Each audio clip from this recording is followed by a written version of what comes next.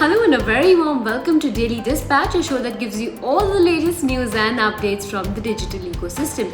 I'm Priya Sheth. Thank you so much for logging in on a Friday evening.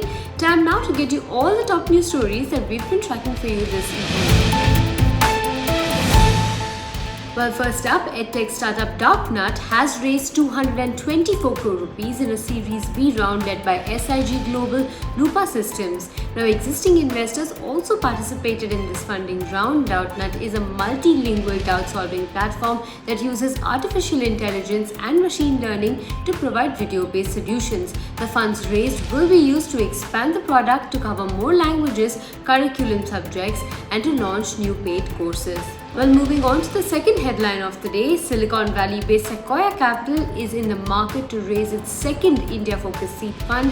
It hasn't yet disclosed the timeline or the fund size it's looking to raise, but the company had announced the final close of its first India-focused seed fund in October 2019, which stood at $200 million. Well, B2B commerce company Inframarket has raised $100 million in a Series C funding led by Tiger Global. Existing investors also participated in this round. Now, this fundraise takes Inframarket's valuation to $1 billion. This new fundraise will enable Inframarket to enhance its technological offerings, seed newer markets, and advance their initiatives. Well, moving on to the final headline of the day, online food delivery platform Zomato has increased the earnings of its delivery executives by 7 to 8% to make up for the skyrocketing prices of petrol and diesel. Zomato has already rolled out this new remuneration model in 40 cities and will roll it out in other cities in the coming week.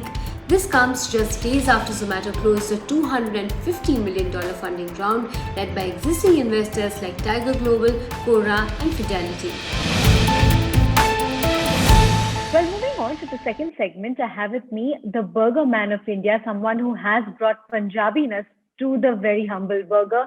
I have with me Mr. Kabir Singh, who is the founder of Burger Singh in India. Thank you very much for joining us on the Daily Dispatch. Thank you for having me, Priya. And how often do you eat burgers at your joint? Twice a week. We do a lot of food trials before the summer. So these days I'm actually eating new sets of burgers twice a week, every Monday and Friday. Okay, that's interesting. So, when you talk about your brand Burger Singh, it's perhaps India's answer to the Burger Kings and the McDonald's of the world. So, wanted to understand what has been the kind of traction that you've seen over the last couple of months, considering that we've been through a pandemic and eating out has considerably reduced, but takeaway orders as well as ordering in has gone up significantly. So what's been your experience over the last couple of months? So Priya, we are an Indian company and we've always been slightly more conservative as far as real estate and rentals are concerned. We could never have the spending power that, one of the bigger boys that you just mentioned do have, and that kind of real estate and financial muscle.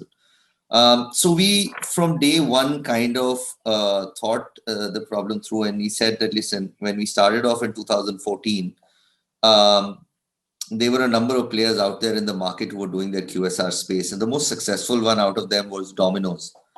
And Domino's predominantly, there is dine-in, but they are the strongest as far as delivery of the product is concerned. So our aim from day one was to be the Domino's of burgers. So what we wanted to do was to open smaller formats, more takeaways and more delivery kind of a footprint. So even before we went into the pandemic, I would imagine about 65% of all our revenues did come from delivery. We have a number of cloud kitchens, we have a number of just takeaway outlets, and we have, some dine-ins as well. What happened with us was that when everybody else was facing a little bit of a shutdown, we actually continued to operate even during the lockdown. So say we've got about 40 odd outlets, out of which 27 were operational throughout the entire lockdown. The difference is that, delivery and takeaway has gone up from 65%. Now we sit at about 82%. But over the last 45, 50 days, we're seeing somewhat of a trend reversal coming back into the dine-in format. When you talk about the big boys and the kind of muscle that they have in terms of putting in money for marketing, for expansion, etc., for Burger King at this point in time, or what are you, counting on as your biggest USP? And in terms of investments, are you looking at some external sources of funding, or is it an internal accrual? Wow, 2, 3 questions over there. Okay, let me answer the how we positioned ourselves and where we're saving the money. We've always been more inclined towards a smaller format, cheaper rentals. What we do as far as the rentals are concerned, we follow a data approach where we kind of have enough numbers coming through our own system and Nielsen's and stuff like that to figure out where to open the outlet, where the consumer has the spending power to afford our burgers. Then we look at what the competitive landscape looks like, and then we see what the efficiency of a particular area looks like. Having done that, we open smaller outlets that have higher footfalls, quicker turnaround rates. As far as the marketing bit is concerned, we don't have the TV budgets because, we still are trying to penetrate the southern markets, and spending on TV might not just be the right idea right now. So what we try and do is we try and look at ourselves more as a content creator, may it be on the marketing front or on the food front. So we try and do a lot of viral, new age stuff that kind of then becomes shareable, and which kind of travels a little further off than, just throwing money at marketing. On the funding, we've had a few rounds of funding. We've raised about, from external sources, maybe between 40 and 45 CR till date from 2014, but we haven't approached a private equity or a venture capitalist yet. Most of the guys that have backed us till now are angel investors. We've got some of the best guys on the cap table. We are looking to raise funds, but we're giving it another 5 or 6 months. We're looking to stabilize the revenue stream because it's just coming out of the pandemic, and I think it's going to be unfair to project numbers till the time we don't know what the stability of the numbers are. So, in terms of overall expansion forward, what is the plan for Burger King in India? I believe that you do have outlets in north of India where you have a presence, but will you be looking at more of a pan-India approach, and what kind of strategy are you working with? So, we've, since about 2014 to about 2018-19, we've been working predominantly on the company-owned, company-operated outlets. But the eventual evolution of a burger business, because it is a process-oriented structure, it's an assembly line. The eventual evolution of a burger business is to have strong franchisees and kind of build the brand like that. So from January of 2019, we've been running a few pilots on the franchisee front, and they've turned out really well. So beginning of 2020, we kind of started expanding aggressively on the franchisee business, and I think that looks like the way forward. We've got a presence right now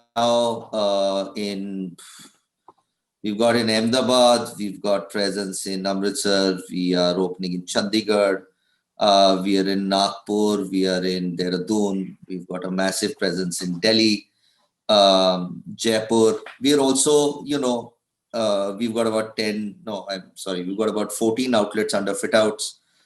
These are again, we're trying to get into the South Indian market, Lucknow, Chandigarh, I think I mentioned Chandigarh before, Himachal Pradesh, getting into Indore, Bhopal.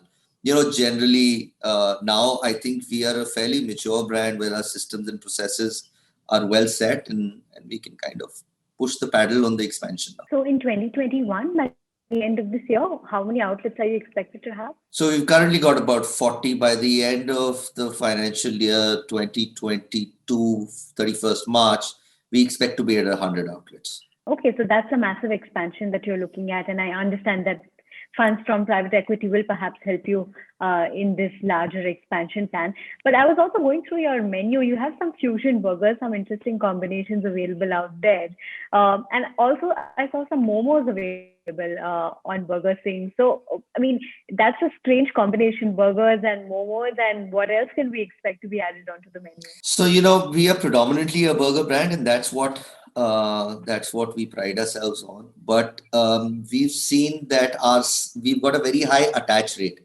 and that's predominantly because we are a takeaway and delivery focused kind of an environment. So when somebody walks into our store, they order the burger, a drink, and more often than not, they need an attached like a side or something like that. And momos works well as a starter. We've kind of seen that through the evolution of the product. It's a very largely accepted product, and we make burgers out of keema, and it's the same commodity that kind of goes into another format on the momo front as well. So it's also very scalable, and therefore the momo idea. They do actually really, really well. We started it off as an experiment during the pandemic. And today, I think we sell about 4.5 tons worth of momos insides, which is slightly lesser than we sell about 16 tons of fries. So that's the second largest starter portfolio out there. What else can you expect from us?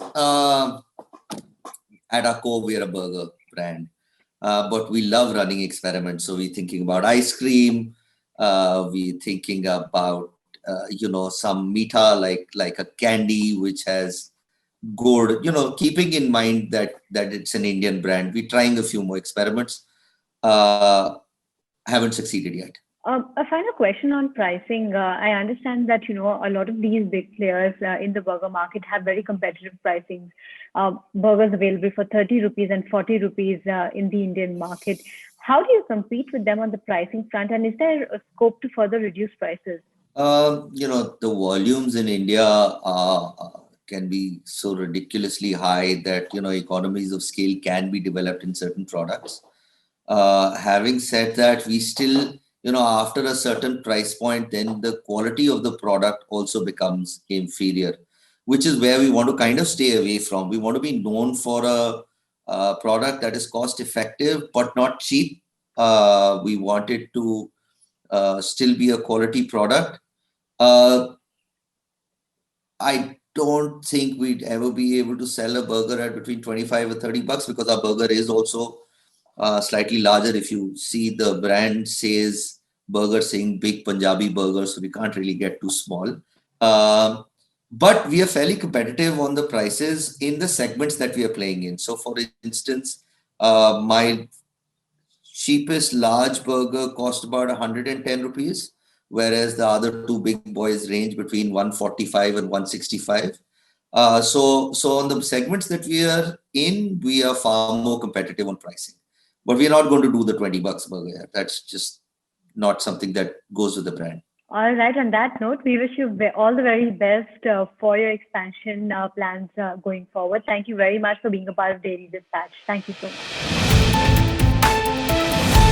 Well, time now to say goodbye. Many thanks for joining us on this edition of Daily Dispatch. I'll see you on Monday at 5 p.m. Make sure to log in. See you and have a lovely weekend.